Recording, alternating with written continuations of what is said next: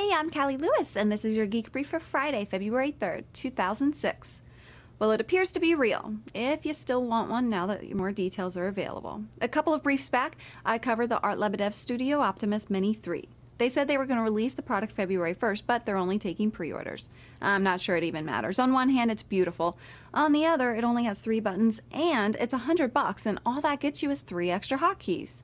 Then in April, the price goes up. Techies are interested in seeing the Optimus, a keyboard where each key is an independent display that can be configured however you want, and the Mini 3 is Lebedev's proof of concept.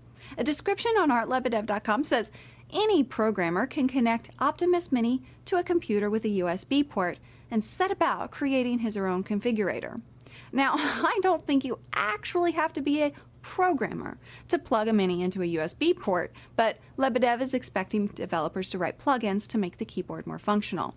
I wish him well because I really want to see the full OLED keyboard happen, but for now, put me down as a skeptic. Have you been shopping at Best Buy online lately? This is funny. Best Buy sells Apple products on the website, but take a look at this screenshot. Look closer. Can you see it? Here, let me help. They superimposed the wrong OS. Macs don't do Windows. Yet.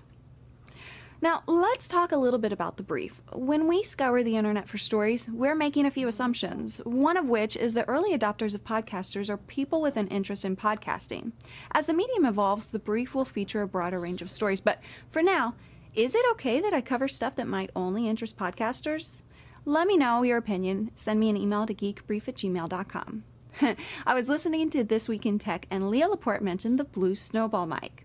We bought one when they first came out, and we've been a little surprised that more podcasters aren't using them. The Snowball is a studio-quality condenser mic that skips the whole analog middleman to get you straight to digital. Now, Don and Drew achieved their success using a $20 USB mic, so maybe spending $139 is overkill. I've been using a Snowball for several months now, and for ease of use plus quality, the Snowball is a good option if you want to skip the mixing board. You just plug one into your USB port, fire up GarageBand, Cast Blaster, or whatever audio capture software you choose, and you're ready to podcast or start making music. It has a smooth, open sound that you've heard if you've gotten any of my audio announcements. Reviews of the Snowball all mention the mic size, but if you don't see it in perspective, I think you'll still be shocked at how big one is. Let me give you a real reference point. It's massive, eh? This thing that surrounds it is a shock mount called the Ringer. The shock mount is sold separately, but it's a good add-on because I tend to kick the mic stand, so this keeps me from clipping the audio. I also dig the retro look. Here you go. Take it. Well, I gotta go for now, but I want to invite whoever wants to join me on a Gizmo call tomorrow, Saturday, February 4th at 9 p.m. Eastern Standard Time.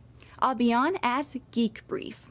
Gizmo says up to 99 people can be on a call at once, and I want to give it a try. It'll be a good chance for us to chat about the show. We'll record it, and if it's any good, we'll release it as an audio podcast. All right, it's a new month, and this is the time when podcasters around the world start begging our wonderful listeners, or in my case, viewers, to vote for our shows at Podcast Alley. As the international director, I was promoted of the Geek Intelligence Agency. I'm not going to beg. Voting is every GIA operative's duty.